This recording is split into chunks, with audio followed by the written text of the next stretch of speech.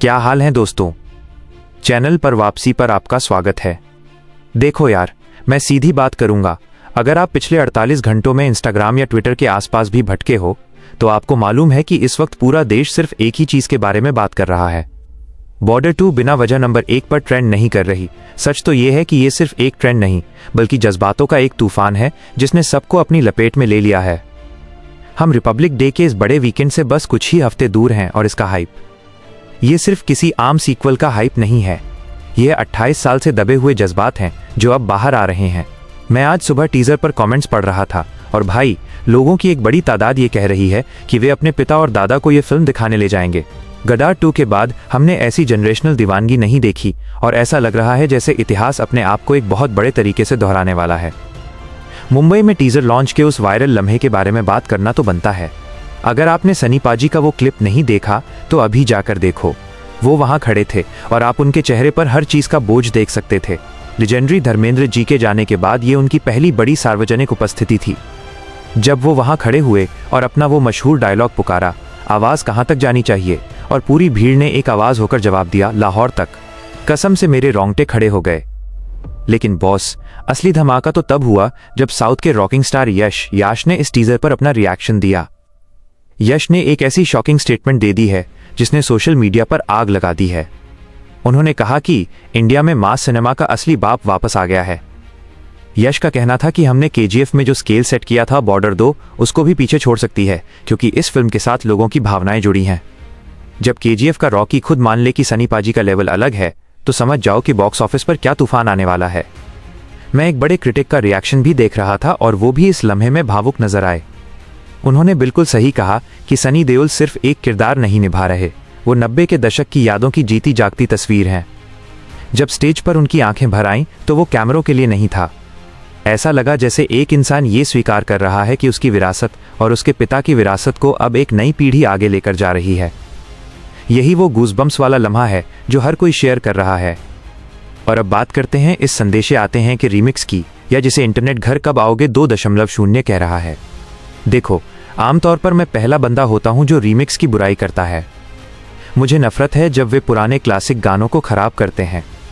लेकिन सोनू निगम की आवाज को दोबारा सुनना और उसके साथ अरिजीत सिंह और दिलजीत दोसांझ का तालमेल, बस भाई गेम खत्म।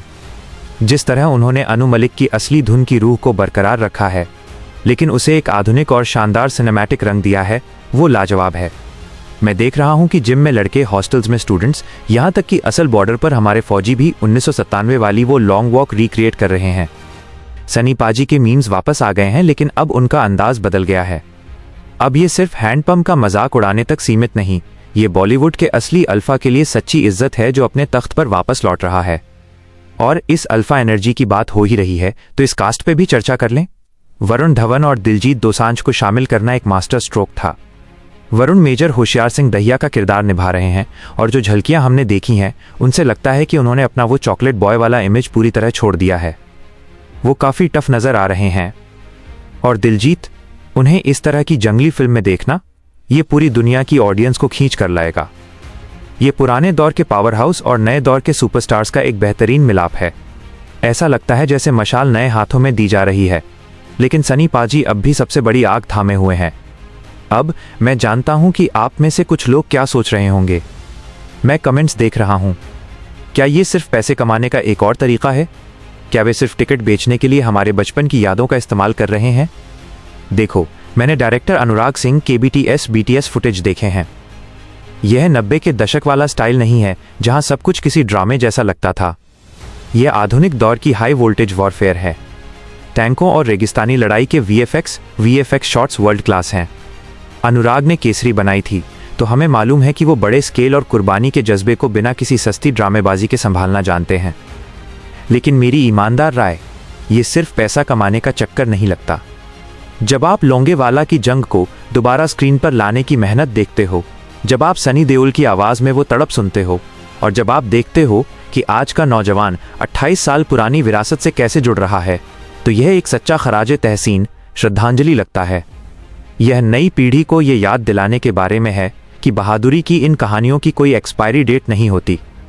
सोशल मीडिया पर ये जो तूफान मचा है, ये इस बात की निशानी है कि हम बतौर ऑडियंस एक ऐसे बड़े स्क्रीन इवेंट के लिए तरस रहे थे जिसमें हकीकत में दिल हो।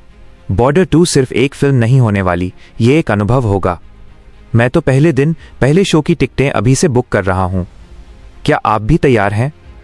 नीचे कमेंट में बताएं, आप किसे देखने के लिए सबसे ज्यादा उत्साहित हैं? सनी पाजी, वरुण या दिलजीत? और यश के स्टेटमेंट पर आपका क्या ख्याल है? क्या वाकई सनी पाजी मास के बाप हैं? कमेंट्स में बातें करते हैं।